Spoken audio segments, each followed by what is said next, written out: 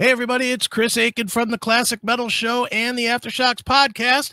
And I know you want to see this next episode, but right before we do it, just want to remind you that if you have an Amazon device, whether it's a TV or a Fire Stick or Fire Cube or whatever it would be, a Fire Box if you're old school, make sure you add the CMSPN to it. Just look up CMS Podcast Network on your Amazon device, add the channel, and you will get every episode of all 4 shows for free right there on your TV.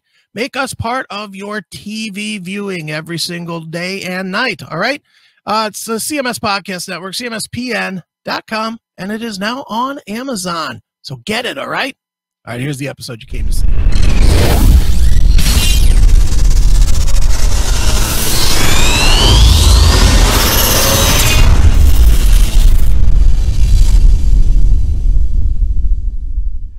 Well, here we go, man. A great new wave of British heavy metal special. I'm glad, dude. I've been meaning to put something like this together for a while, and we got such a great cast, a perfect cast for this.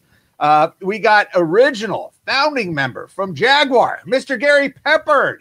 What's going on there, Gary? Hello, everybody. Cool. Yeah, awesome. Thank you for inviting me, Bob. Thank you. Oh, absolutely. We go, well, I could say we go way back to 1981 when I first heard you, I think, on the Heavy Metal Heroes record. But of course, you didn't know me back then. But of course, we met up at, what was it, 2012 in Germany at the Headbangers. Do you remember, Bob? I recognized you first. Do you remember? Yeah. Yeah. I heard this name coming down. Someone said my name, and then Gary Peppard's like, I hear this voice from above. Bob Nalbandian? Is Bob Nalbandian here? I'm like, uh-oh, someone's trying to kill me. Who is this? I'm like, I better hide. And then you come running down. Hey, Gary from, I go, no way, Gary from Jaguar. You know, that was great. Yeah, it was great, wasn't it? It was a really cool weekend. It was a really nice weekend. Such a good time. Very, very cool. And of course, we met again. We were just talking earlier at Jarvis's Frost and Fire Festival. What, about 2 years ago in Ventura? We met all of us. Came together, Raven and Jaguar on the bill. And speaking of Raven, the mighty John Gallagher. Always a pleasure to have my man on. The mumbling Newcastle man. You get a lot of complaints about your mumbling, so let's see if we could, bring back that. You lived in Jersey for a while. Get that Jersey accent going. Mumbling, they can fuck. I don't know if we're allowed to curse here, but yeah, you can do whatever you want, John. Yeah, that's good. I will tell them that they're idiots and they don't know the Queen's English. There you go. There's no mumbling here, dear boy. It's all proper and that's right language. Hey, I wasn't the one that said it. It was some other. You said it actually came up on the LA thrash metal movie you did. It came up on the subtitles as mumbles, which I thought hilarious. I mean, we've got so much English TV on here, like Vera's from our hometown and all this. That's all subtitled perfect. So I beat the bot. And of course, Jarvis Leatherby from Night Demon, and also Jaguar. And I guess as of recently, you've been doing some shows, of course, with Surah Thungal and whoever else you've been playing with. Talk a little bit about what's going on with you, Jarvis. I know you've been a real busy man. Yeah. Well, during when the pandemic started, Night Demon had put out 5 7-inch singles.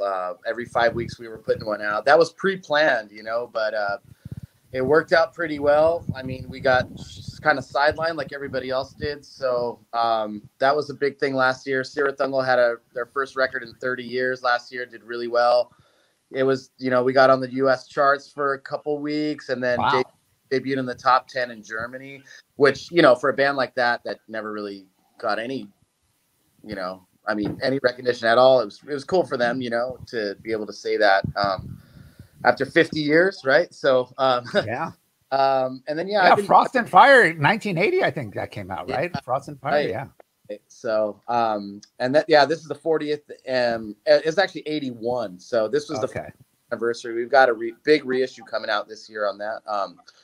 But, and then I've, since everything's been sidelined, I've just been kind of running a small label, just doing reissues. And, I've been in Ireland for like last 6 months. So, in Northern Ireland, to be specific, since I have my UK cohorts here, I have to be,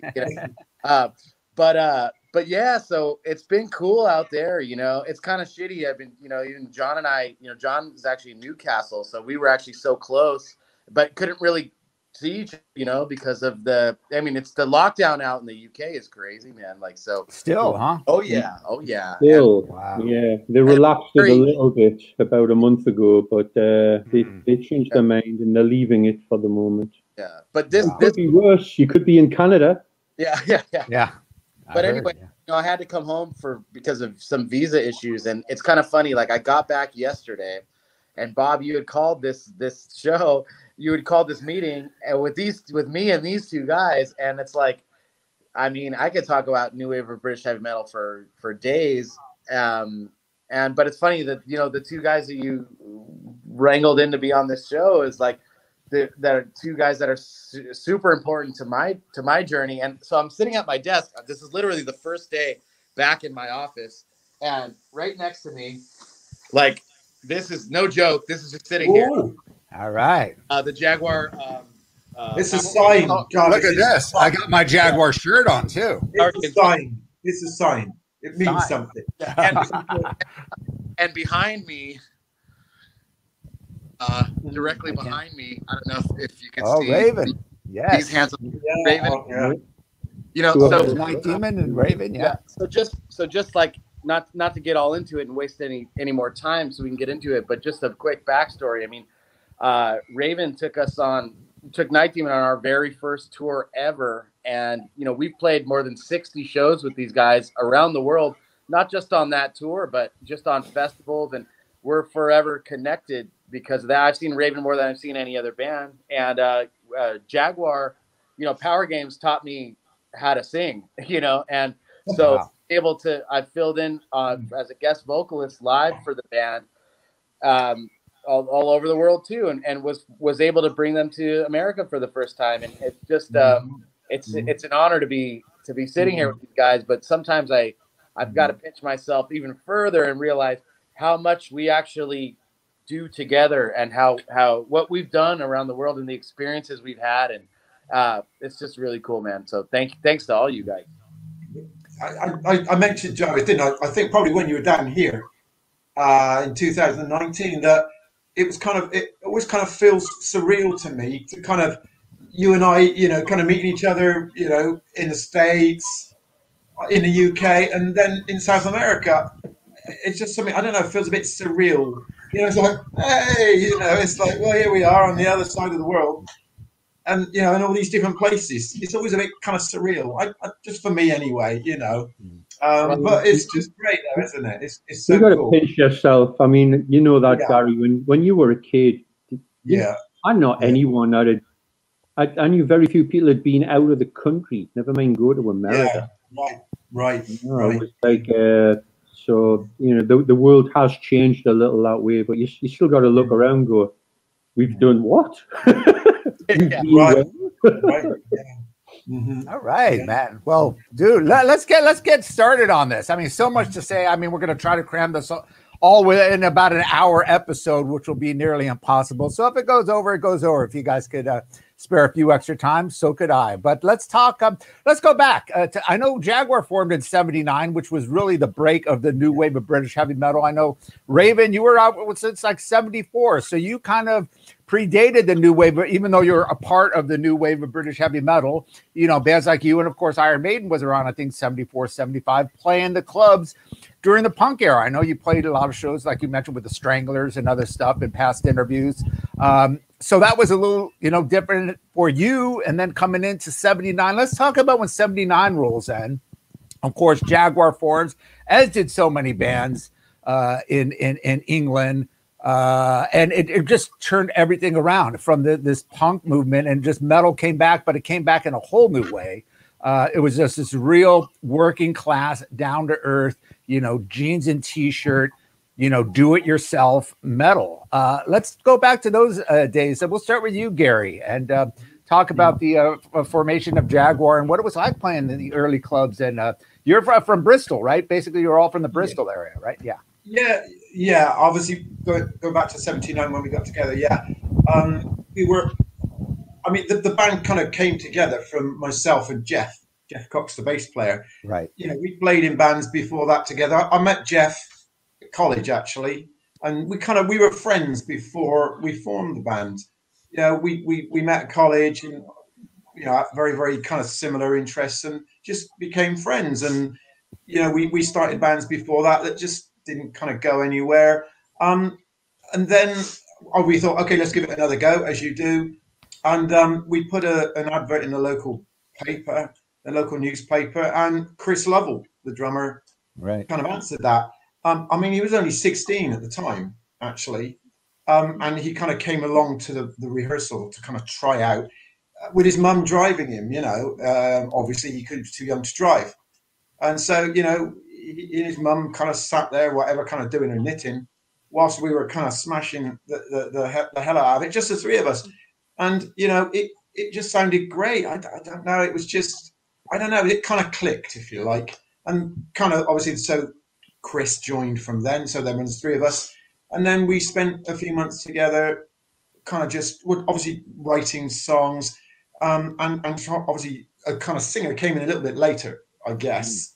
Yeah, we tried a few people out. It didn't work. And then along came Robert Rees at that time and kind of joined. And we did a demo tape, the first demo tape, and we weren't supposed to be called Jaguar. We called ourselves Jaguar. I don't know if anyone knows this story. We called ourselves Jaguar to start with. Then we sent this cassette off to a Battle of the Bands competition. And then there was an English music newspaper weekly called Melody Maker. I think it was Melody Maker at the time. I don't know if anyone remembers that. Of course, Long gone, I think. And we kind of sent this cassette off and didn't really think about it. And then we decided, well, actually, we don't like Jaguar. We're going to change our name.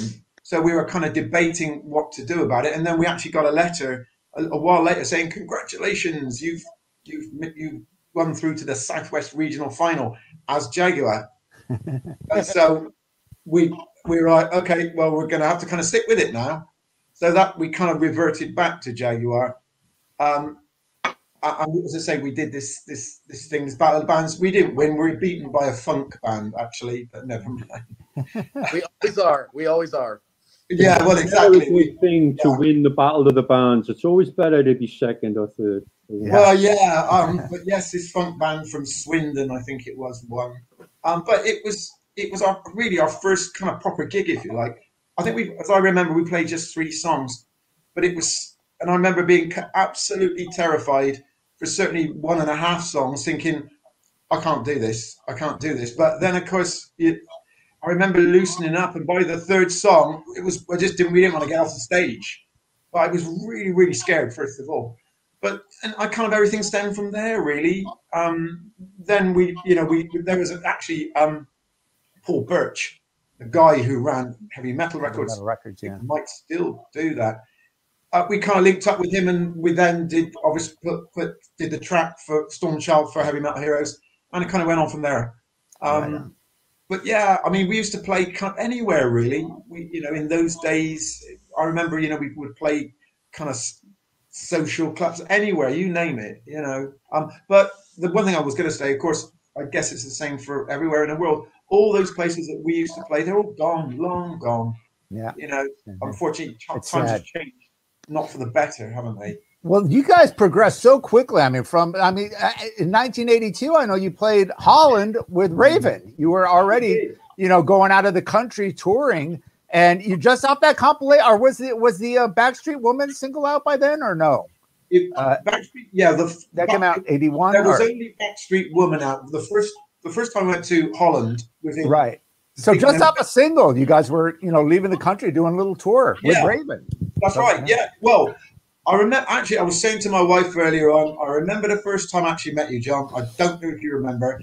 It was backstage at a show in Holland that you guys were playing. You'd been to Italy, as I recall, and you kind of calling into Holland on the way back. And I remember it very well. We were in a dressing room. I don't know if you remember this incident, but there was a lot of people in the dressing room, and someone knocked Mark's Telecaster over. I don't know if you remember. It was I remember it being on a stand, on a guitar stand, in the dressing room, and somebody knocked it over and it chipped the neck, and Mark went berserk. He's like, I the neck every fucking night.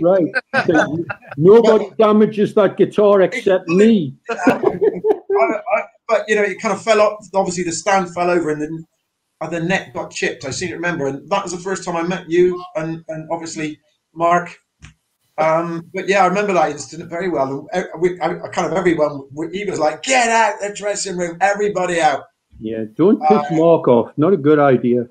Yes, exactly. He wasn't happy. That's the first time I remember meeting you, anyway, John. And then we did memorable first meeting. We played a whole bunch of shows. You're like, who are these assholes, huh? Get away from that.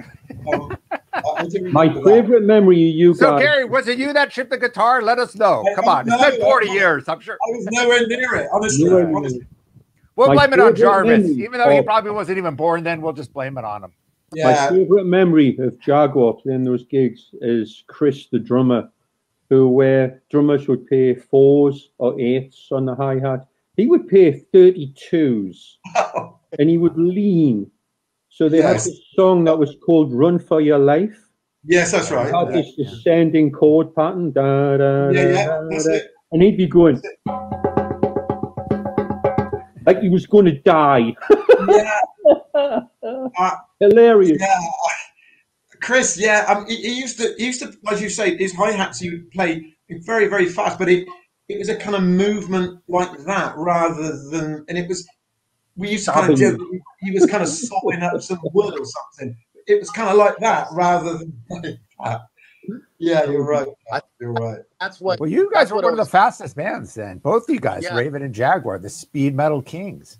That was a great scene, but it's never changed in many ways. There's a new generation of people in there, but I mean, all the gigs aren't there, but there's fans and there are gigs and they do come out, and it's always great playing Holland, definitely. Yeah. Yeah, that's one thing that I always what gravitated me towards Jaguar was like definitely way. I mean, you could say there's a punk energy in new heavy metal, but Jaguar definitely had that. And I think, in many times hanging with Gary, you could tell he was influenced by what was happening at that time with punk rock, and it's the same thing with like every time I've never rehearsed with Jaguar ever. We've never done one rehearsal. I mean, I met the drummer at the first gig in Sheffield. Like, we shook hands, and I was like Michael J. Fox, like in Back to the Future. I was like, all right, guys, I know the songs on the record. Follow me for the changes. Remember, we had hand signals. I said, when I put my who is the bridge? Like, this is how I know. I don't know how you've been playing the songs the last 35 years, but like, but we've never done it. We've never rehearsed, and the energy is so good. It goes over so well. And it was like, I asked Gary once when we met, actually, I was like, what his thoughts were on all this stuff back in the day. And he always tell me that, like, seeing Iron Maiden as a 4-piece was really, that's right. That's right. That was what it was all about. That was really that kind of mix of hard rock and punk rock. Even though those guys will probably deny it, but we know them like the twin guitar. At least Steve Harris will. Yeah, well, we know them as he does, doesn't he? He does. Yeah, we know them as the epic twin guitar lead kind of band, but really, when you talk to the guys that were there that got to see it like that, I think it was more relatable. They were more of a relatable band to bands like Raven and Jaguar in that stage, and that's kind of what I think the bands like Raven and Jaguar really kind of kept that spirit, and that's where these bands' discographies took off, keeping that spirit alive. So it's not so much musical as attitude. Sure. I mean, when the punk thing came out, it definitely affected the gigs we were playing. It was a little harder to get gigs, but we'd play for punk audiences, and they'd be totally into it because we had the attitude and the energy. That's all they cared about. The punks had the attitude and energy, but most of them couldn't play. But no musician. Make a racket. That was it. And things just, like you say, 79, you started, I mean, our Bible was sounds. there was the three main weekly newspapers in England. There was Melody Maker, the New Musical Express, the NME, which we used to call the enemy because they hated rock music, and Sounds, which loved rock music. Melody Maker was kind of in the middle. And I was reading that and I knew about most of the bands on Earth before I heard half of them by reading Sounds. Yeah. You know, it's like, you know, Paul Rodgers is going to join Deep Purple and all this stuff. And say, I'd heard about 2 Deep Purple songs, you know, like 1973, whatever. So you got to have an idea of the scene. And then you start seeing these things about Iron Maiden and Samson and, you know, the Music Machine and Neo K, and saying, oh, what's all this about? And, you know, then the Barton thing, you know, and the new wave of British heavy metal. How influential was that article? Because that really, people say that was the beginning of the new wave of British heavy metal when Sounds did that 1979 feature. It's like somebody walking up Stonehenge and going, hey, look, there's a big pile of rocks. You know, it's been there for bloody ever. You know, most of these bands would all been plugging away for a long time because we loved the music.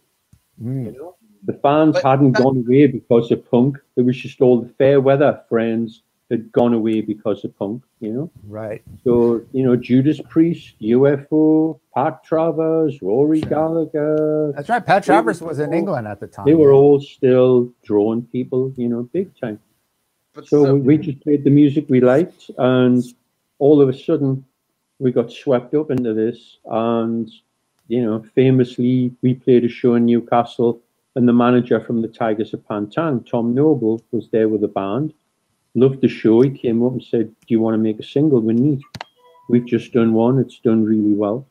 And we're like, let me think about it. Yes. So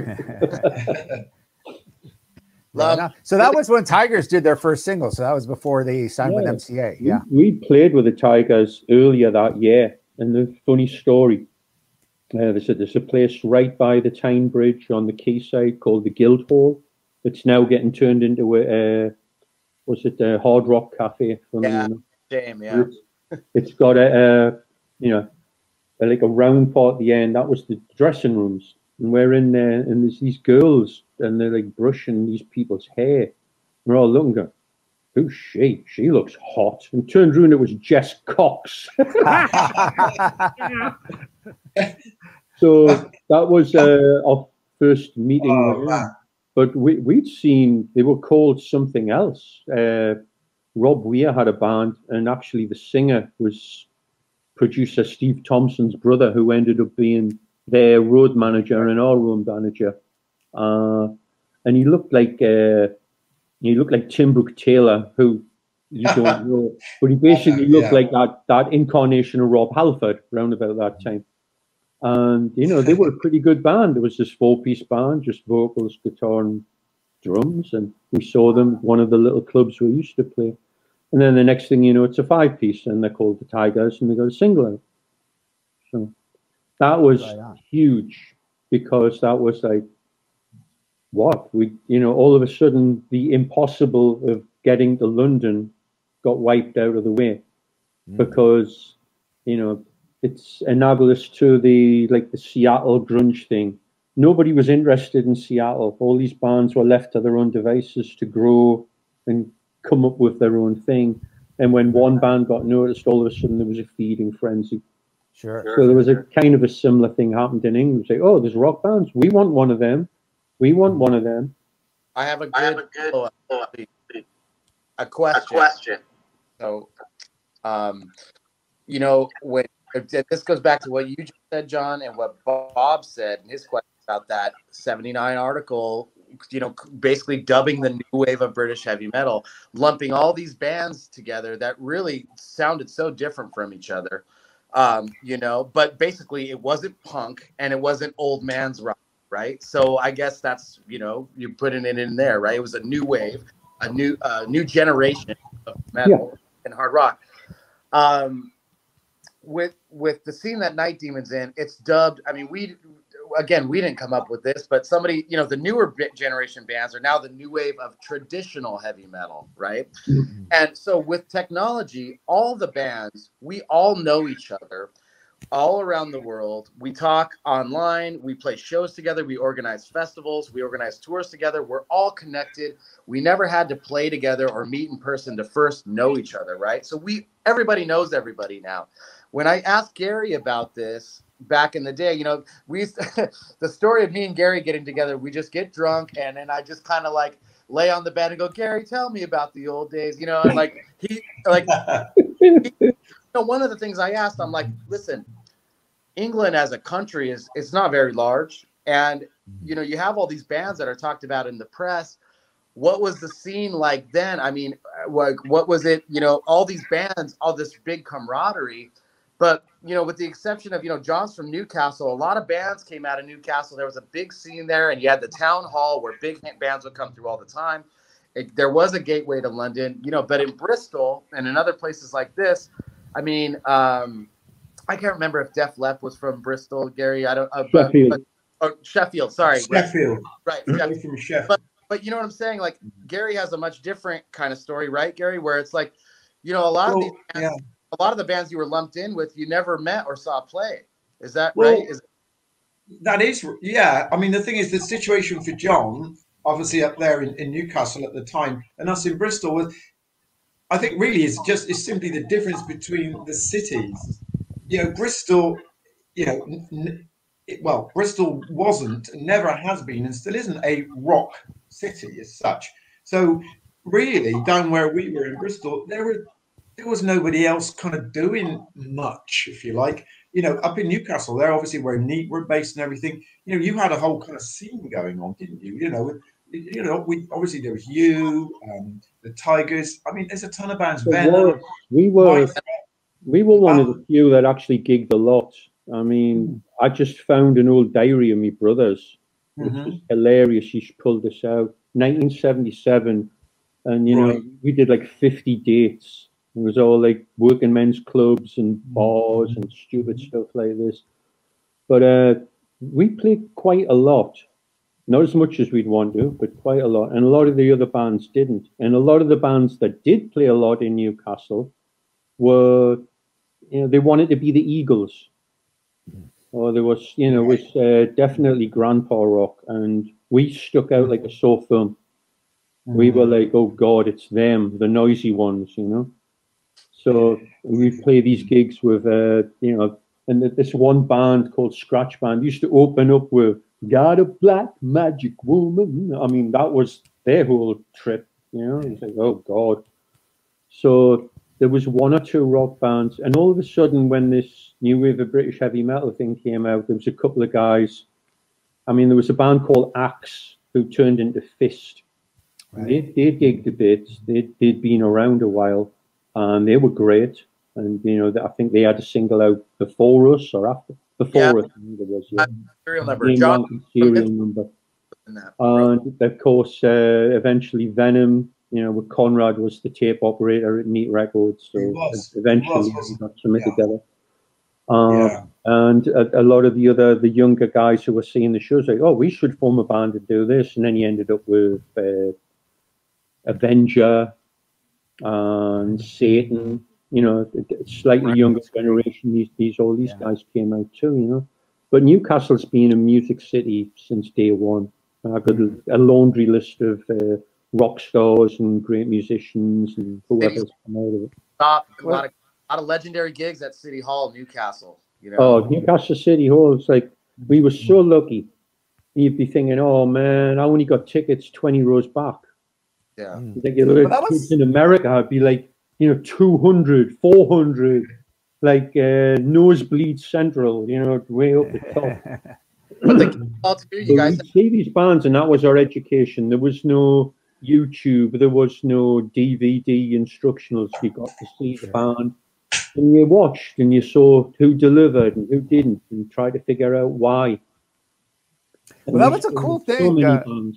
You know, as Jarvis mentioned, England obviously was so small, but you had, you know, America, everything was kind of at the time in the 80s based out of, you know, either LA or New York when it came to the big bands. But, you know, you had the smaller cities, Sheffield and, of course, Newcastle, which was, you know, Raven, Venom. I mean, we'd always read about this stuff. And there were so many different outskirts apart from London, which was the big city. Is usually the smaller cities that had the real heavy bands. And it was very, very underground. I mean, when punk came out, people talk about how underground punk was, but it's bullshit. It's the same argument I say with grunge. When grunge came out, it's just the same when punk came out. The press loved that shit. As you know, the punk bands were all over the covers of NME and Sounds and Melody Maker and all the big. They never had. I mean, the first thing that Sounds did with the New Wave of British Heavy Metal was just an article, which exploded. And then you had the specialty magazines like Kerrang! And that was kind of my Bible. When that first issue came out, that Armed and Ready section, still to this day, you know, Raven, Jaguar, Venom. I can name pretty much all the bands that were on there. Diamond Head were in that.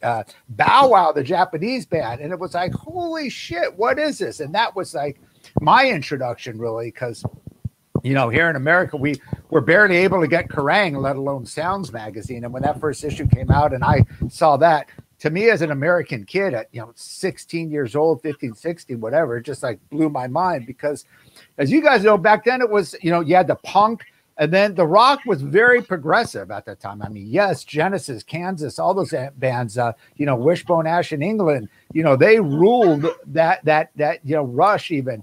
But it was very, very progressive, and it was kind of getting dull and boring. And then here comes, you know, Raven and Venom. Well, as you mentioned, and the first Iron Maiden, the attitude of punk, but this total brand new metal sound.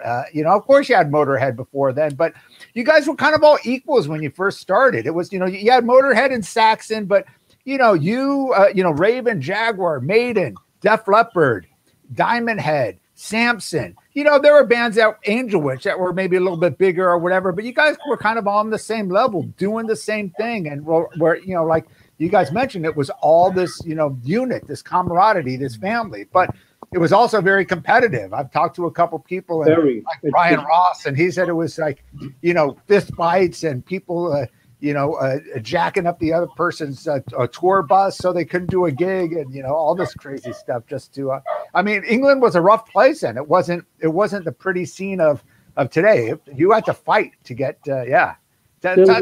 I mean, the thing is, you got to realize back then it was a different world. Like Jarvis was saying about how all these newer bands are all connected and there's that camaraderie and they're smart enough to know to work together. Back then, there wasn't the internet. The only thing approaching it was Sounds and Kerrang!, which let everyone see what everyone else, who the players were, as it were, you know, and who was doing stuff.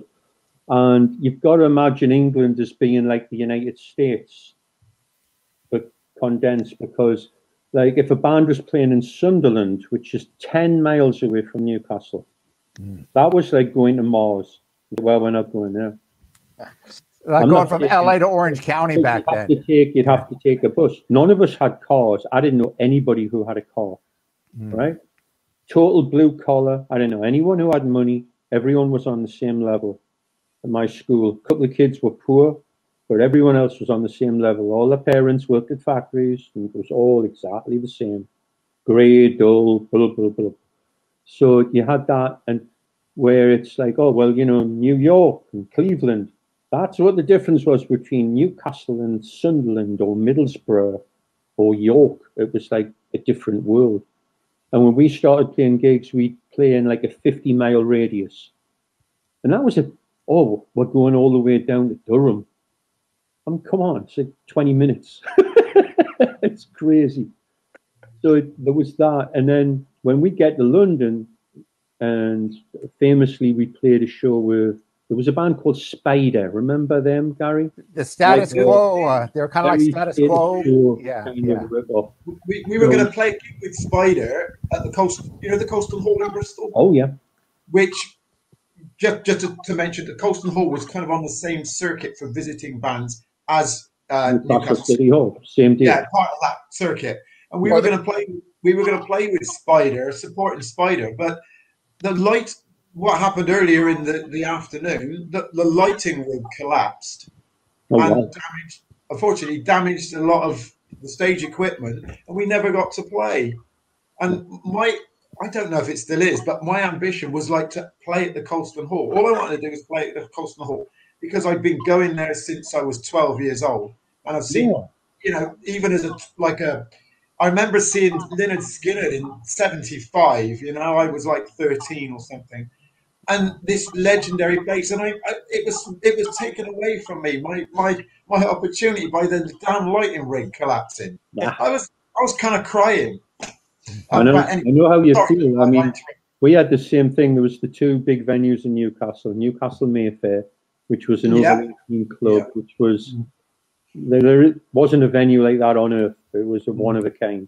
They had the heavy metal disco every Friday, and the bands would play. But 2,000 people all headbanging and air guitaring. Wow! Was this Neil Kay's, or this was a different disco? Not Neil Kay's Soundhouse. Oh no, totally different. This was just the local thing. Yeah. Wow. And this has been going on for 15 years there or something before we started going. And then there was the City Hall, like you say, which was an old, you know, classical theatre type of thing, really, you know, where they'd have. God, did you ever go to the bandwagon? And did you ever go to the Soundhouse, Neil Kay's? No, we did one gig down there that was associated with him, I think. Right. Yeah. And that was it. It was us and maybe Samson. I think we opened for Samson. What about you, Eric? Random. We kind of had a band night out. We drove up to London on the Saturday, and we went to the bandwagon in Kingsbury, I think it was, and met Neil Kay at the time. He was a nice guy. We had a really nice night, but we were hoping actually to see Maiden, but Nuts were playing. But they were, I saw them open for a couple of bands. They were a good band. They were one of the bands that fell in between. Between the older stuff and the newer stuff. There was a band called Marquee, were pretty good too. I wanted Nuts to do a split 7-inch with split. So well, there's a name. But, hey, Gary, I gotta know. Were there actually cardboard guitars at the Soundhouse? Yes. Well, there was that. What was the guy called Rob Loonhouse? Do you remember that name? Yeah, I know that. Yeah, I remember. I think there's a whole video on that. Well, documentary thing on that. Yeah, there was a couple of them doing it. I seem to be called Rob Loonhouse. He had a kind of deluxe version. His was made of wood, I think, rather than cardboard. But yeah, there was a few of them there. I remember. But yeah, I remember that night. We kind of had a Jaguar. It sounds so goofy now, but I remember reading about that as a kid, going, "Fuck, that is so cool, man! Cardboard, wow!" And now I realize I'm getting a cardboard twin neck made next week. Yeah. Oh yeah. Right. Jimmy Page style. Yeah. Johnny Page. So anyway, to circle back to my story before, we got a gig at the Lyceum opening for Spider. So there was us, Spider, and in the middle was this band Terraplane, who morphed into Thunder a little later. Yeah. Oh wow! I didn't know that. Okay. So we get on, and the crowd is rabid. The first show we ever did in London, the crowd was awful, but following shows were always great. So we get there, the crowd's great. 15 minutes in, the power dies. And we find out it's Terraplane's manager just pulled the plug on us because he didn't want us, you know, stealing their thunder. Stealing their thunder, yeah. So that was great. You know, spend 8-9 hours driving somewhere to play 15 minutes and then just load it all back up and get back in the van and drive back for 9 hours. You know? Yeah. That's interesting hearing this because I knew Terraplane. I had their single and the Spider single, but I didn't know that they were that early on and that influence. I heard Spider. I'm just going, these guys are trying to be status quo. I didn't really, realize their history. And same with Terraplane. I never knew they became Thunders. So this is interesting. Obviously for them, this was just a local London show. I mean, right. There are still a lot of venues in London, but back then it was insane. I mean, you'd look at the gig sheets. Oh yeah. I mean, forget it. Forget it. Yeah. I was just looking at the Marquee gig sheets. Yeah, the Marquee was wonderful. We played the Marquee. Geez, it's coming up on 31 years ago or something. You can still play Actually, it. More like probably 41 years ago. I don't know. It was 1980 August or July, opening for Iron Maiden. When you get there, and you put your gear on, you did your gig, the crowd were great, and then you had to take it all off and just line it by the side where the stage was, and then there was the hall. You line it there and just watch it all night. There was nowhere to put the gear. You had to like watch it in case somebody stole stuff. You talk about the original Marquee Club, John. Yeah, well, not the original. Ah, right. Because there was the one in the 60s, like where you see Hendrix and the Who play with the stripes. So there was three different versions. So there's three. So we were in the second one on Wardour Street. Yeah, that's the one. They opened the third one, which was a really nice club in maybe the late 80s, the 90s. Yeah. We didn't play there, but we went to. Now a restaurant. That's the one from the NWOBHM era is now kind of a nightclub. Well, it's actually like a fancy kind of upscale restaurant, but you can rent the place because I've looked into doing a gig there. But like, yeah, you can. You never know, man. Something may still happen there. That would be pretty cool. Yeah, but do it, Jarvis.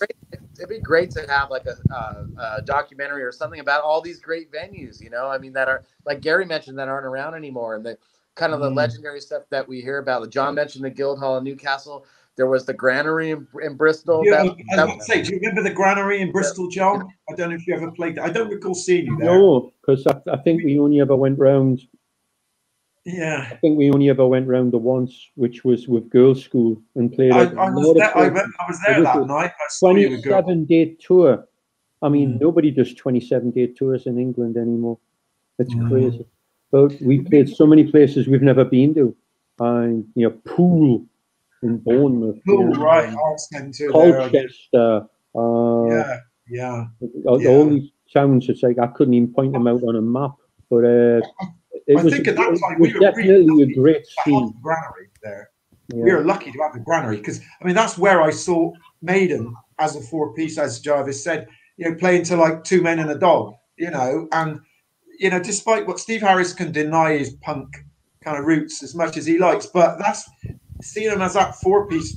They were. I don't know. It was just so much energy, and of course, Diano's kind of punk-ish type singing, if you like. He can deny it all he wants, but I saw it, and that they were awesome. I have to was say, that Doug Sampson on drums just Dave Murray on guitar? Yeah, Eddie was a little thing on the wall, right. Above Doug Sampson that had tomato sauce, tomato ketchup coming out of his mouth. It was just stuck on a bit of wood above his head, but they just blew me away. They were just brilliant. And wow. Do you remember at the time with that lineup they did a Radio 1's rock show session, which has been since released officially, hasn't it? I don't know if you ever heard that. I don't know. This is before the Soundhouse tapes. Yeah. I just heard tracks off the first album. Thought, oh, this is pretty good. It's different. Right. Like a lot of energy, a lot of parts, a lot of craziness going on. And then I got to see them opening for somebody, and the whole visual thing was total Iron Maiden. Total Judas Priest. And then I saw them opening for Judas Priest. Job. It was just like, well, here's the Pale Imitation, and now here's Judas Priest. They still. I don't think they really found their whole form thing until they got Dickinson in, and then it changed. Whether you think it's for the better or the worse, but certainly got more professional. Put it that way. But there was a certain manic energy about the first stuff they did. I think the first song I ever heard was Sanctuary, and I thought that was awesome. It was great. Yeah. Well, that first album, that DVD they did at the Rainbow. I remember when MTV first started. Surprisingly enough, that was one of the videos they played, Wrathchild, and I think one other song, Iron Maiden, from that. And that was just the energy from that. That's just inspired. Watching that and seeing how the British fans react to the music, the headbanging. You didn't have that here in the States at the time, and it was like, holy shit, this is it. And it was very underground. Then they'd play it every now and again. We would wait all night for that video to come out. And then I finally got the whole version on Betamax. And but that was mind blowing. I mean, that was a big change, you know. And when these bands got these American deals, you know, for us it was you know, interesting enough because we didn't really get the imports very readily here in the States. It was kind of a you know, certain record stores you had to go to, and they were very expensive. So you know, the first albums I had, of course, you know, the Ace of Spades when that came out in '80, and Wheels of Steel, and of course the first Def Leppard record. And one of the other originals John had mentioned was Marseille, who no one really talks about. They were one of the first, if you want to call them new wave of British heavy metal, they might have been a little bit prior. They were kind of poppy in the beginning, but that first record that came out in the States was a pretty heavy record. And that was one, I think that came out just prior to the Def Leppard. That was one of the first albums to come out. And I believe the first new wave of British heavy metal band to tour the States with the Nazareth, just before Def Leppard came over with Pat Travers. So interesting enough, but you know, the influence of the American labels, and, you know, you take a guy like Johnny Z who signed Raven, that was such a risk-taking thing that, I mean, this is a guy used his own money, you know, and it was something totally new, totally you know, a total risk. I mean, you know, he brought Raven over. I know he brought, you know, did shows with Raven and Anvil and Riot in New York prior to that. And just signing the band, and then of course signing Metallica. You don't have these kind of people anymore, except for Jarvis. Jarvis is the only one doing it, taking these risks, still, you know, doing these shows. Seriously, man, I mean, you really don't have that in the music business anymore, and you never will. I mean, that's gone. Everyone plays it safe. You don't have the Brian Slagels, the, you know, the Johnny Z's, you know, all these independent labels that took the, if that didn't happen, it would have been a whole different story for a band like Raven, or even Metallica or Megadeth or Anthrax. You know, if these guys didn't take these risks, because the major labels weren't going to sign them, they'd have want nothing to do with them, you know, these bands. And in some ways, nothing's changed with that. The only way anything will change is if someone sticks their neck out and puts their money where their mouth is, or steals the money and puts it where their mouth is. Because back then, no one was interested, like you say, no one was interested at all. And now, no one's interested now either. But I still believe that if it's a good band, who are entertaining, with good music, there's an audience for it. Right. And now, more than ever, live music is so important, because people see through all the other crap. You know, you can make I could make a wonderful album right here in the kitchen. Yeah. And, you know, it's like, whatever, you know, I can play bass while you're making brownies. Keyboards. I could figure out long enough with Pro Tools to make it sound like I can, you know what I mean? You can do these things, and that's great. But the proof of the pudding's a real live band, whether it's emotion, the energy, and making everyone part of something bigger than, you know, the parts themselves. And that hasn't changed. And hopefully it never will, you know. You know, I always say, you guys, you know, Raven and Jaguar particularly, you were just ahead of your time, just ahead of the curve before the thrash metal movement really started. You guys were two of the most influential bands in thrash metal. I mean, of course, it was Motorhead and Iron Maiden and Diamond Head and whatnot. But, you know, I put Raven and Jaguar right up there. I mean, you could talk to the guys in Metallica, Megadeth, Slayer, Anthrax, you know, they'll all say the same. And it was just, you know, when you guys came out to America, it was before, you know, there was that underground movement. It was still the commercial, you know, you had to be on the radio to sell. You had to, and of course, the influence of the labels and, you know, pushing the producers. And not just with you guys, you know, like same thing happened with Tigers, you know, those first couple Tigers of Pantang records. Wildcat, such a raw, heavy record, you know, and that came out on MCA here in the States, as did, you know, Borrowed Time a little bit later by Diamond Head. There was a band called More. I don't know if you remember. That was one of the Kenny Cox. Yeah. They did 2 records on Atlantic Records, did nothing out here. And they were a great band. And it just, there was not that push, you know, until after, you know, the thrash metal movement, after Metallica and then Slayer, the independent labels, you know, the major labels didn't know what to do, you know, back then. But once the major labels saw there was money to be made, it's like, oh, I wanted one of those. You know, when can we make baked beans as well? You know, that whole mentality. You said it earlier, Jarvis, when all this, you know, here's the new wave of British heavy metal. All these bands were totally individual. The only thing they had in common was passion and energy. Right. Yeah, they all had their own idiosyncratic little quirks all the way down the line. And, you know, as it goes on, that kind of gets washed away. So now we've got the genre explosion of like, oh, you know, where, you know, melodic, death, metal, chainsaw, cut up your granny, thrash with a dash of classical, neoclassical black metal. Oh, please, fuck off. Wow. Yeah, that's a great point. Was NWOBHM the first subgenre? Yes. I would think so. Because before it was like, if it was intense, it was heavy. Right. And heavy could cover Deep Purple, Led Zeppelin. I like heavy rock. Genesis. That's heavy, man, because it's got weight to it.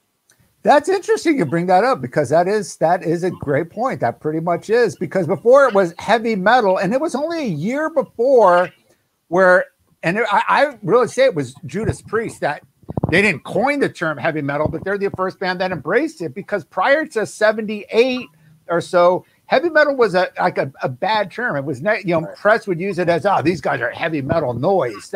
That's why Sabbath, Deep Purple, Zeppelin, none of the, even Motorhead, they never liked being called heavy metal. We're not heavy metal. We're not heavy metal, because it was a negative term until Judas Priest came out around the Hellbent for Leather time. You know, they were saying in interviews, we are heavy metal. And I'm like, wow, this is a band. Earlier than that, I remember as a kid at school, 1976, and there was another magazine called, Disc or something. And there's this huge review of Sad Wings of Destiny in super detail, going on about the proto-feedback screamer KK Downing and the melodic guitar of Glenn Tipton and the wonderful vocals of Rob Halford. And I'm like, this sounds awesome. I'm going to buy it. And I was blown away. And then I was waving the flag for Priest. You got to hear this band, this band, this band, this band. You know, they were huge. The other band that were huge like that was Montrose. In England. They were that big in England. God. Wow. It blew everyone's head because it was pure energy. That's one of the best. That first album, one of the best debuts. Absolutely. Yeah. I wish that. Go ahead. Go on, John. I wish that it was called something better than New Wave of British Heavy Metal. It's like it's the bands were way better. When people say NWOBHM, I want to kill them. I know, I hate that term. Like it's the bands were way better. We're way better than that, you know, than to have a name like that. And it's just kind of like, and anytime you call something new, then it eventually has to be old, right? And it's like, come on, you know. And it's just I hated the new wave because in 1980, new wave dominated everything. So people go, "What are you into?" I like new wave of British heavy metal. Oh, new wave sucks. It's like, no, you don't get it. You don't, you know. Before we get to Gary here, I got one thing to show you guys, since we're on topic. This isn't, and for those who are listening and not watching, this is a newspaper article I have here from September 23rd, 1978 from Ventura, California about Cirith Ungol. And it says 78. Wow. It says heavy metal band is still only 10. It's still only 10. Yeah. So that's hilarious. So in 1978, you still had people not in the know in the press going, you know, heavy metal is this, you know, it's kids' noise. Cream magazine used to rail on metal back then, or just kind of very Rolling Stone famously was it Uriah Heep? If this band makes it, I will commit suicide. Yeah. Gary, you're sorry to cut you off. Sorry, I mean, we're talking about the term NWOBHM, which, correct me if I'm wrong, was supposedly coined by Jeff Barton. Correct. Is that I believe so? Jeff Barton or Alan Lewis, his boss, one of right? The Now, I think I don't know, with that the kind of whole sounds thing where it grooves from Jeff Barton. Do you remember another writer there called Gary Bushell? I don't even remember Gary Bushell. Now he was kind of a punk writer at Sounds, and I don't know. I think there was almost not a conspiracy as such, but Gary Bushell was really pushing this punk metal crossover thing. I don't know whether, you know, how influential that was, but I don't know, because Gary Barton seemed to kind of really like the NWOBHM bands and stuff, but he was always pushing the punk crossover. Yeah, Bushell was technically speaking an arsehole. he ended up doing like the page 3 or the page 6. Yeah, exactly. He went to write for the Sun, didn't he? Yeah. And his partner in crime was the photographer who will not be named, who's done a lot of the Maiden and stuff. He's another arsehole. I think we all know who that is. Yeah, they came up and did an interview with us and did an interview with Venom. Our interview never came out. They never. Right. Yeah. It's funny how the press back then were so influential, because, you know, in the 80s particularly, you know, of course, this is long before internet, but you know, in England, that's what you had. The press. Radio was not that strong. In America, it was all about radio, and then of course in '81 MTV came out and whatever. But the press, you know, was, you know, it meant something. But and you had your arrogant press people, especially the Rolling Stones and all those people, obviously. But in England, it was so much different. The press people were almost, and photographers were almost like, at least treated like kind of like rock stars. They were the stars. Or they thought they were. There was local radio, and there was Tommy Vance on the BBC. Right, the BBC Friday Rock Show. On the BBC. And they had the job. Sounds was, for you, was it the same as me? Was our Bible. Oh, yeah. You know, it used to come out on a Wednesday morning. I don't know if you remember, every Wednesday, Sounds music paper. You know, I'd be like up at whatever time in the morning just to go to the newsagent to get it. It was that important to us. Oh yeah, at that time. I mean, I was conversant with everything that was going on because of that theatre. And exactly. You know, you could cut through it.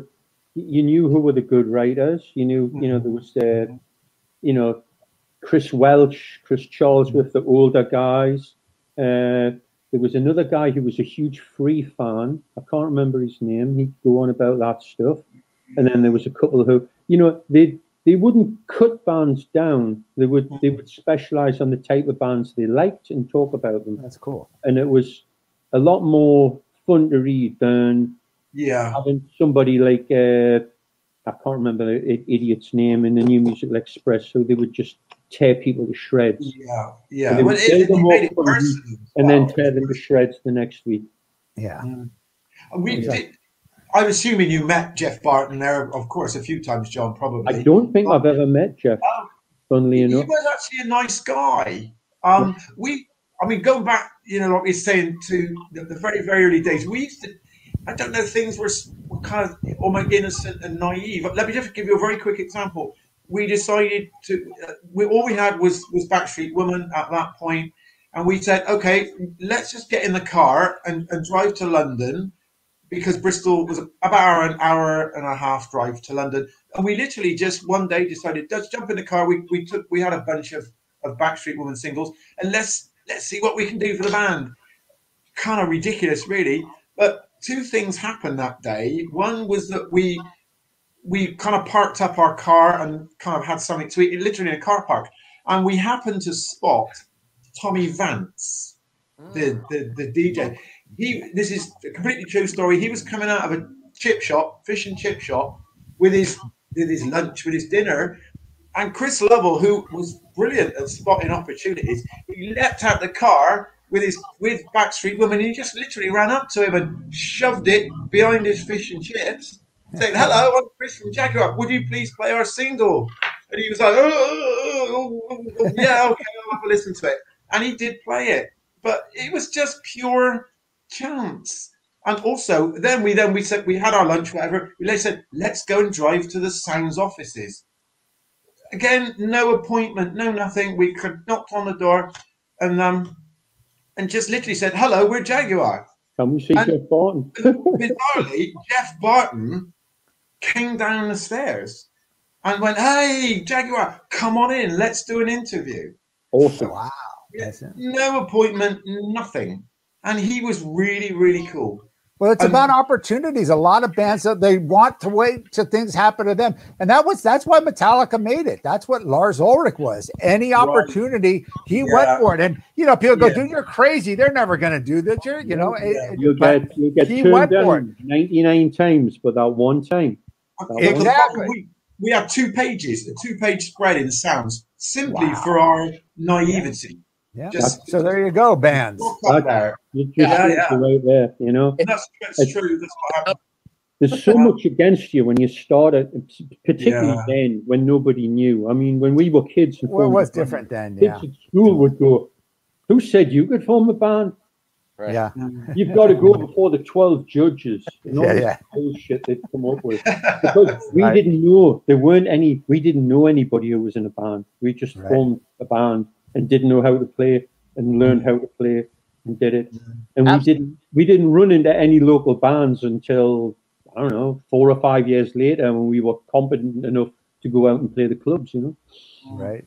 But as I said, we had no one in Bristol. Kind of Bristol, as you probably, Bristol's more known for kind of the trip hop thing, the Bristol sound, Tricky, Massive Attack, Portishead, all of that stuff. But there was just been so very few kind of rock and metal bands from our part of England. Onslaught came from Bristol, but they kind of came later. And that's really, not a lot else actually. Wow, interesting.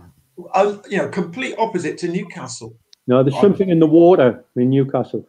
Newcastle's very dark and dreary and very it's more of a doom. I mean, that's why have that Venom and Raven, and it's from what I understand, I've actually never been to Newcastle. It's not. It's not dark and dreary, but our childhoods were dark and dreary. It's as if your childhood, until you got to the early 70s, everything was black and white.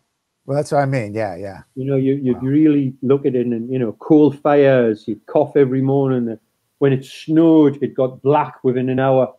Right. It was just horrible, I think, mate, I don't know what you think, John, but I don't know. I think maybe the way kind of Newcastle was and the way Bristol was kind of linked to the way life was. By that I mean, obviously the north of England has had lots and lots of industries that have just come and gone, haven't they? The coal industry. Bristol is kind of, probably still is in almost like a bubble. Life is comfortable there. There's the only people I've ever known in Bristol who never had a job were us musicians that didn't want one.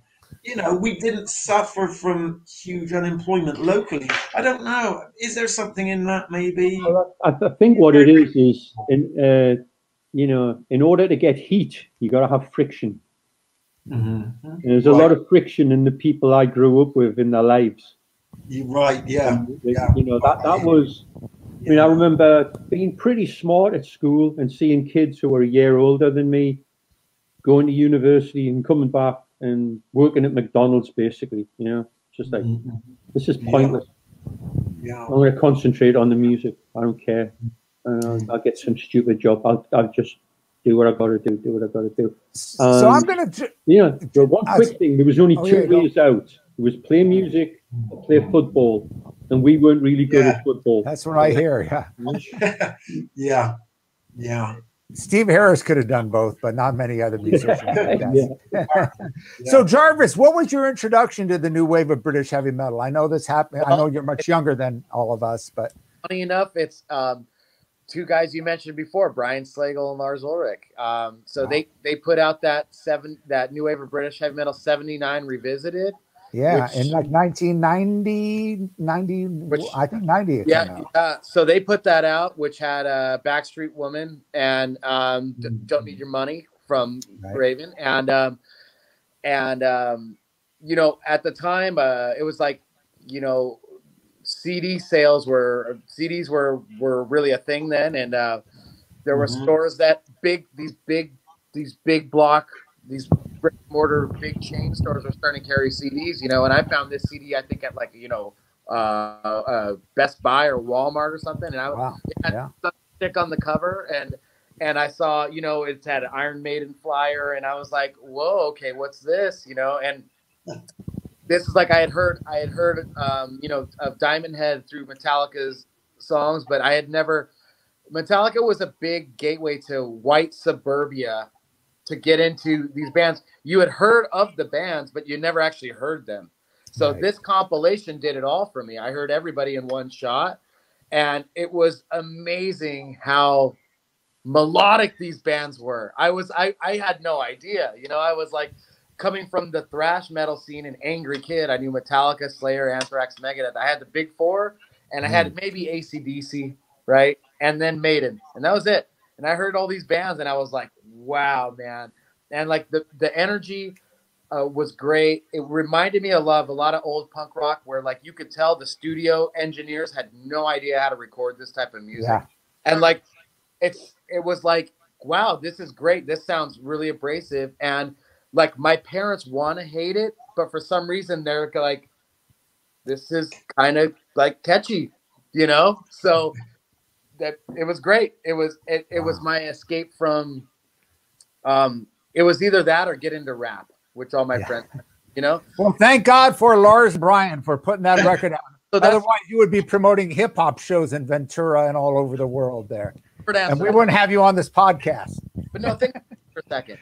You know, you had compilations back in the day, like you mentioned, Heavy Metal Heroes, and there was Rock Snacks and Metal for Mothers and many others, but you didn't have it for a while for that scene, and when this came out, that's what did it for me. So it was a compilation, and those compilations were so influential for me as a kid because that was the only way you could get to, because bands couldn't just get record deals, even to release a single until like Neat Records and Heavy Metal Records came out putting out singles. You never heard of bands putting out just singles. A single was their hit song for the album to send to radio. You know, it wasn't like a band puts out a single to, you know, so the compilations, you know, like you said, Metal for Mothers, that was my gateway. When that came out, it was like, you know, I had known about Maiden and heard, and then I heard, you know, that version of Sanctuary, and they had like 2 songs on it, Angel Witch, EF Band, you know, all these different bands on there. And then of course, Metal for Mothers 2 and Brute Force and Heavy Metal Heroes came out on you know, and Friday Rock Show. And those were like, you know, the key things. And of course, even in the States, when, you know, that's what influenced, you know, Metal Blade and Shrapnel. That's what got Mike Marty to do the U.S. metal records. And then, of course, Metal Massacre came out with, you know, that introduced basically Metallica and Rat and Steeler and Black and Blue, all these bands to the Sir Thungal to the world. So actually, Sir Thungal had the Frost and Fire just prior to that. Though. Yeah, but they were on the first Metal Massacre, and they were the first record that Brian helped distribute. And that's true. Green World, yeah. How to say? Maybe I shouldn't. Say it. Okay, Metal Massacre is getting a reissue on vinyl. So Metal Massacre. Wow. And okay, I won't say anymore, but like everybody's involved. I'll just say that, you know. All right. Well, yeah.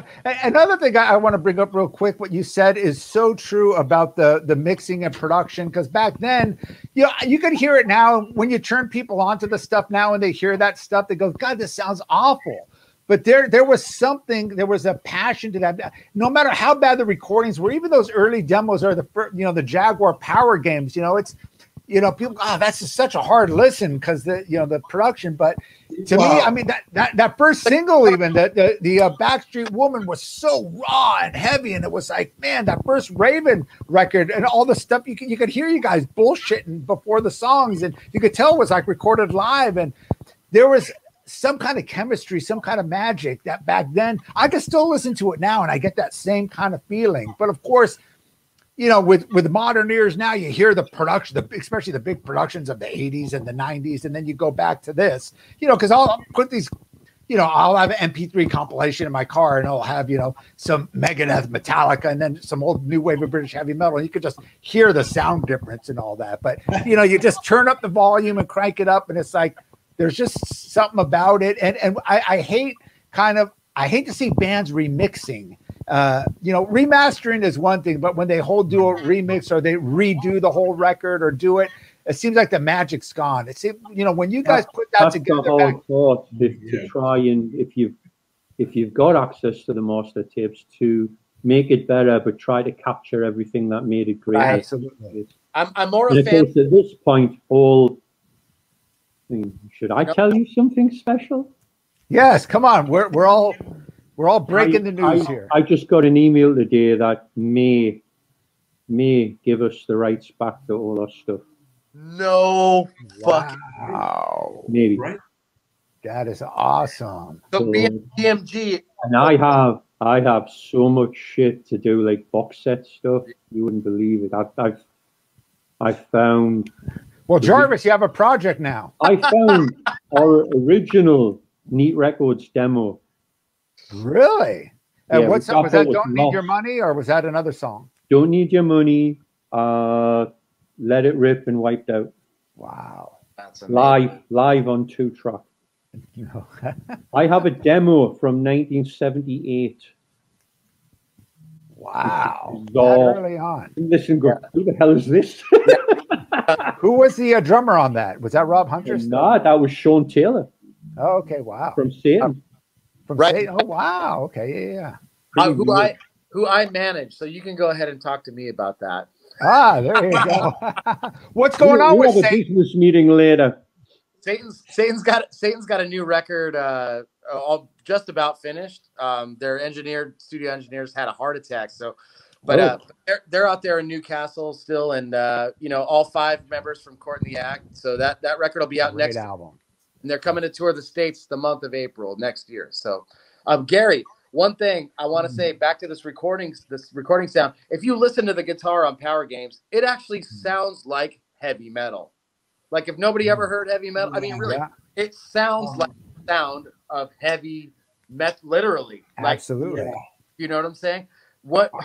It's like a blessing in disguise. Look, a good song is a good song, and like you can. Well, yes, I agree with you. You can read it however you want. I mean, as I've said many times, Power Games was recorded from nothing to completely finished in 5 days. Mm. I mean, and of course Dave Wood, well, character Dave was, we asked for more time, and he said, "What do you want to do? Go on a fishing holiday?" And so, that was that. No more time. Record it, mix it, get out of here. Yeah, exactly. 5 days, and that was it. Finished. The same with Wiped Out and the Crash Bang Wallaby EP. Oh yeah. 6 days, but we wrote 3 or 4 of the songs as we went. Right. Wow. Yeah. Just every day we're in for like 40. That's how it should be, man. Yeah. Well, yeah. I mean, I don't know. Polishing things up. It does depend on the band, doesn't it? Generally for me, all the bands I love, all their for you maybe all of their earlier material for me is the best. I don't know, because I like raw things. Whether it's AC/DC, Queen, whatever. But sometimes there's too much thinking goes into it. Well, yeah, exactly. You bypass the brain, and it's just more the testicles. Maybe it's more immediate. For me, my favourite AC/DC stuff was recorded in a garage in Sydney. Yeah. I mean, they don't need Mutt Lang. Up to Power Age. Yeah. Power Age, Let There Be Rock is just so raw and heavy. Exactly. So raw. It's so good. I have a theory that it's the first 10 years versus the first 4 records for a band. Mm-hmm. So whichever comes first. Right. But here's the catch-22. Is after that mark, the band has to continue in order to reap the benefits and success of that first 10 years, the first 4 records. Well, that's true. And if there's any hiccup or any breakup or anything in that, it can really throw things. It can derail things. But one thing is this: life is a career.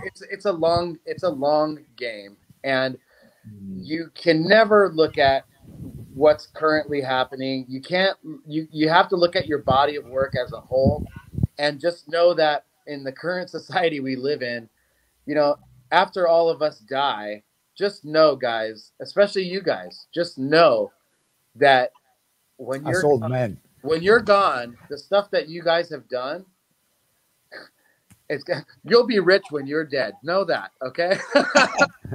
The stuff you've done will be wiped off in order to put techno music on top of it. Yeah, I know. Your kids will be living pretty. You know what I'm saying? Look, I spent I spent years touring with Dick Dale as his guitar tech and seeing some of like Wow. the worst things you can imagine. And just, you know, I know that when he passed, I'm like, okay, it's only a matter of time before the biopic comes. And like, but I mean, with you guys, again, Bob hit the nail right on the head. Very influential, not just about the bands he mentioned, but there was another 20 bands that came out of the Bay Area that listened to Jaguar and Raven that were just, and fans, guys that never even started bands, you know, like, so it's a long game, and the legacy is there, guys. It's set in stone, and I'm glad that those records exist, and they're going to exist for many generations to come. You know, there's more guys like me out there that haven't even been born yet, you know, so. Well said, Jarvis. Well said. Very sweet, Jarvis. Very sweet. True. I appreciate that, but it's true. You know, good music is timeless. Right. Absolutely. I mean, everyone talks about the new wave of British heavy metal as being an era and all this, but other than the production value thing, you know, they're great songs with great energy, great players, great music, and an awful lot of it really does stand the test of time. Absolutely. Absolutely. So with I guess we should close this out. With that said, I know, John, you put out a record last year during COVID, a fantastic record, and I don't know if it was due to COVID or whatever, but I think it was sorely underlooked. Metal City, such a great record, still available. Talk a little bit about that. I know you were planning to tour on that, and you had to delay the tours. Is there any word about doing some shows coming up? Yeah, we are. I just booked the flights, got that sorted. We're going to Belgium to do Alcatraz on August 15th. And then we are looking at a United States run in October. Nice. Very cool. So is that going to be it's solo? Only going to be 4 dates. It turned into 10, and I just told the agent, blow it out. Let's go. Let's see what we can do. Jarvis, I want you to get a new wave of British heavy metal package together. Let's get Diamond Head, Raven, and Jaguar together. Maybe get Tigers. Get like 4 or 5 bands and a killer package. If that could be done, that would be so cool. A couple of it's got to be done, man. Somebody's got to do it. Yeah. Either the bands even if it's select cities, do like 5 major cities. Get like 10 of the classic new wave, because all these bands have reformed. They're still together. Who knows how much longer they're going to continue. Diamond Head, as you guys know, they're sounding better than ever. They got a great new lineup. Brian's been keeping it together. Same with Tigers of Pantang. Rob's got a great new lineup. There's so, you know, we've got Raven, we got Jaguar, you know, get like 4 or 5, 6, 7 bands together. Yep. Put it together. Not like this hasn't been attempted. Okay. The problem is that all these bands want a headline. Okay. Yeah. But somebody, one band has to play last. I mean, you know, that does come into it. It's true. All right, we'll have Iron Maiden headline. That'll end the story. Let's get Maiden to do it. Come on, Steve Harris, support your. Yeah, well, that's what it would take them to. We're going to do it in reverse. We'll have a bunch of local bands headline at the end, so we can all just bugger off. So everyone can leave afterwards. I will say one thing. You know, there is one show that I've been trying to put together, and I've actually been talking with City Hall in Newcastle prior to the pandemic, but it was basically I wanted to kind of throw like a Newcastle NWOBHM celebration, just one show. Satan, Raven, Venom, Mithra, Fist, Blitzkrieg, Saracen, Tigers. You know, like how cool would that be? I think it would be big. I think a lot of people would come. But see, that's the thing nowadays. You got to kind of make it a special event. A tour like that wouldn't last past day 2. Yeah, I wouldn't say a tour. I would say maybe 4 cities, 4 major cities, kind of thing. Or yeah, I mean, you know, if it's unfortunately getting bands to the States is a lot harder now. It's so expensive. Visas is dreadful. But you know, John and Mark and their new drummer are all U.S. or have dual citizenship, so that's not an issue. And there's only 3 guys. Gary's out in Brazil, you know, and the other 2 lads are in Bristol. And you know, if I'm asked to sing again for the band, you know, I can go anywhere. But the thing is, we need to be able to come visit each other. I mean, we haven't been able to see each other you know, in a couple of years because of this thing, you know. So once that happens, anything could happen. I think we're all I don't think any of us will ever take anything for granted again. I remember touring with John, and you know, at one stretch we were both kind of looking at each other like, it's that time again. It's your turn. You know, like you're out there to, you know, it's like things when you're out there doing it, you know, especially as long as these guys have been, it's, you know, Monday nights happen, you know, and now it's like, we can't wait for another Metal Monday, whatever. You know? Yeah, that's just part of the game. That's just part of the game. It doesn't matter. You know, 10 people in a dog or 10,000 people, it's the same gig and same attitude, same energy. Right. You got to, you know, you guys know that. See what you happens. guys put on a phenomenal show, Night Demon. Unbelievable. Great stuff. Thank you. But whatever, Bob, as long as I'm around, you can always count on the possibility of somebody trying to champion these great bands. I know that. We all rely on you now, Jarvis. You're the man with the waving the flag for the new wave of British heavy metal, for metal in general. I love these bands. Absolutely. Oh, I could tell. And that's the thing. It's, you know, there's not many people that have a passion anymore. It's all about the almighty dollar. And there's very few people that really have that love and energy. But let's get to Gary. Living in Brazil. How long have you been in Brazil now, Gary? Nearly 3 years. 3 years. It'd be 3 years in September, actually. There's a whole bunch of reasons why I'm here. Kind of personal reasons, really. But you know, myself and my wife, Shai, we're planning to move back to Europe next year. So yeah, I mean Brazil's great. I mean it's very hot, but actually now I don't know if you can see, I'm freezing. Yeah. You know, I'm in a kind of tropical country. I've got a jacket and I'm indoors. Wow. You know, being English, I should be used to this, but I'm actually really cold at the moment. But yeah, so, you know, here nearly 3 years, but next year there's going to be changes. And, you know, obviously if we can get back to Europe, which is what we're planning to do, then, you know, but of course everything depends on damn COVID.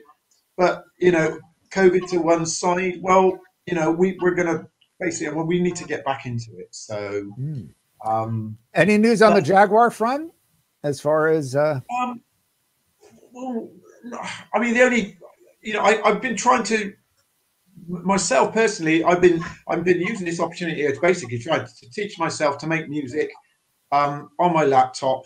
I've kind of been behind the times, really, you know, so, and I'm kind of having to start again, you know, completely from the beginning, but I'm beginning to learn an awful lot about making music. You know, John mentioned Pro Tools. I'm using Reaper. Me too. I use Reaper. It's great. Yeah, but it's been a massive learning curve. But so I've been doing that. But in terms of Jaguar, one interesting thing is that we never had any albums out here in Brazil. You know, before I came, and in the last year we've had 4 albums out here nationally. Wow. Things like this. Yeah, and huge metal town, South America. Going like this. It's her. She's going. It was me. It was me. Possibly. Thank you, sweetheart. But yeah. So, you know, we're getting stuff out. You know. But in terms of, you know, as Jarvis said, there getting together and stuff. Well, it's all on ice. You know, at the moment, Bob. But you know, we're not dead yet. So Jaguar doesn't have a rehearsal, so it doesn't fucking matter. There we go. Yeah. We've never had one episode with Mike in 4 years. Yeah. Wow. But yeah, we want to do, like we played Miami 2 years ago, was our last gig or whatever. We want to do Chainsaw. Okay. Turns up, boom.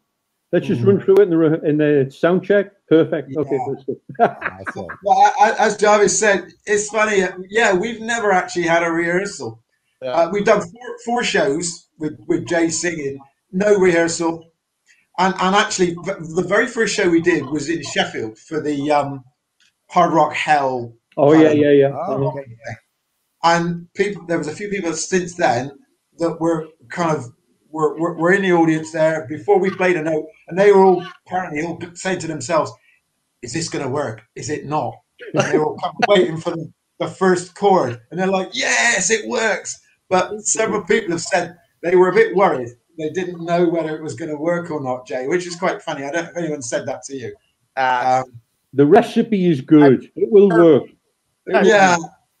But we kind of never doubted it, did we, really? You know, we didn't. Be able to go and first note sing Backstreet Woman. I mean, like, there was no way I was going to blow that, you know? It's like, yeah. And you know, I took I was freed up. I didn't have a bass or guitar strapped to me. So I'm in the barricade. I'm passing the mic. The audience is singing with me, you know? It's like, it was more like a punk rock show, you know? That's what I love. Right. Yeah, right.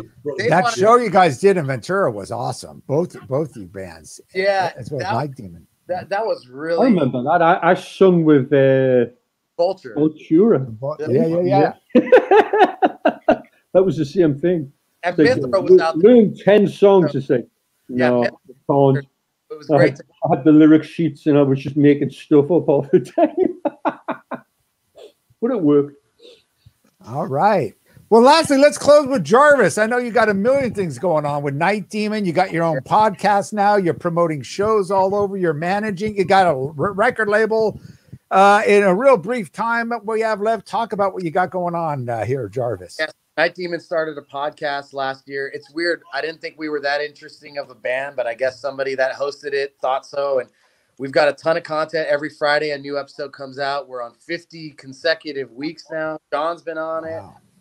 We're actually getting into the Raven Night Demon story soon, so we'll have John back to do some stuff. But it's cool. It's just everybody.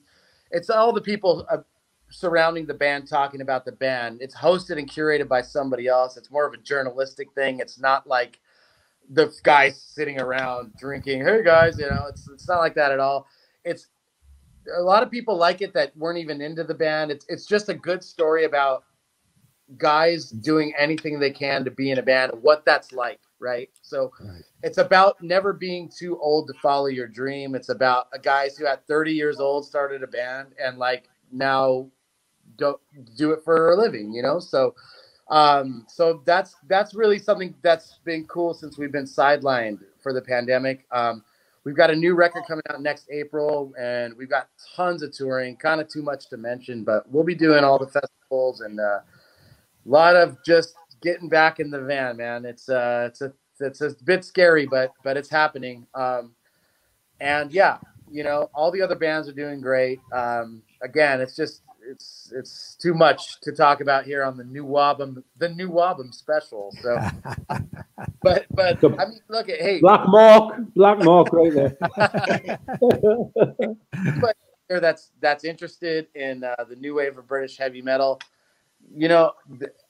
Pretty much all the bands that did more than an EP are out there doing stuff, and just all you have to do, you know, these bands were never they weren't accessible for me when I was younger, and I had to take the journey. And now that it's here, it's all one click away. So for anybody listening to this that wants to get in touch with the bands, I'm sure you can call Tyson Dog right now and book them for your birthday party, and they'll show up and play. I'm not kidding you. So Kevin will be right there. Yeah, there you go. Like reach out to these guys. Good guy. Tell them you love them. Tell them that you appreciate them. If you have an offer for them, if you don't ask, you don't get. Everybody wants to go out and play. So please stay in touch with these bands and tell everybody about them and how much you love them. You'd be surprised what the fans could really do for these bands these days. Right on. Very cool. Well, dude, we're about an hour and a half in. I guess we should probably close this thing. Thank you so much, guys. Always a pleasure having you guys on. We will definitely get you guys back on, maybe do a NWOBHM part 2. So once again, man, support these guys. Raven, Metal City. Check it out. Jaguar, when they come back in town, they'll be touring. I know they'll be touring. Check them out. Of course, Night Demon will be doing extensive touring coming up. And we got some festivals, hopefully some more Frost and Fire festivals. Keep an eye. You got a website, right? Frost, go ahead, give out your websites before we end. for people to get in touch with you? Ours is nightdemon.net. But yeah, frostandfire.com. That's just the festival site. But you know, there's tons of stuff out there. So there you go. Official Ravens, Lunatics, whatever, on Twitter, on Facebook, ravenlunatics.com. And yeah, we can't wait to get out there. And we're already working on the next album. All right. Gary. I've compiled 25 songs. So it's going to be good. Always working, Mr. Gallagher. Always working. Always pounding it. Yep. And Gary, anything for Jaguar you got online people could check out and keep in? Well, just the usual social media. Yeah, you know, Facebook. We not long started an Instagram account. You know, we were strangely absent from that. So, you know, that's growing. But, you know, I've been trying to find kind of really old photographs that maybe people haven't seen, stuff like that. We're kind of slowly uploading them. So yeah, just the usual really, Facebook, Twitter, Spotify as well. Power Games is on Spotify. And we have our own YouTube channel, again, which I'd say, thanks to my wife here, she's done all of this. She does Instagram, she does YouTube for me, and that. So yeah, I kind of leave it to her. Yeah, there's a great. Everybody should. There's a great new Facebook fan page for Jaguar, and a lot of people have been going on there and uploading all kinds of cool shit from back in the day. It's like it's kind of served as like a place where people can actually dump all their Jaguar memorabilia in one spot, and it's pretty cool. So, yeah. Thanks, Jay. Yeah, it is cool. It's very cool. So, my label Iron Grip will be releasing Power Games on cassette and digipack CD this summer. We haven't talked about that yet, and we've got some T-shirts and stuff, and so that's something that's cool. So a lot of re-releases for Power Games this year. It's been really cool, man. So deserving. It finally came out here in Brazil a little while ago. Yeah. So, see, who would have thought? 40 years later, there, Gary. You're right. I'm always saying that. You know. Again, it's the long man's game here. You can't. It's a funny old world, isn't it? It is. Yeah. By the way, very well said. Very well said. And by the way, your whole life will be judged for something you did over 5 days when you were 20 years old. Exactly. Oh my God, yes. You're right. That's what she said. All right, gentlemen. Always a pleasure. Thank you so much. Support these guys. We will talk soon. All right, guys. Take care. Bye-bye. Stay safe, guys. All right.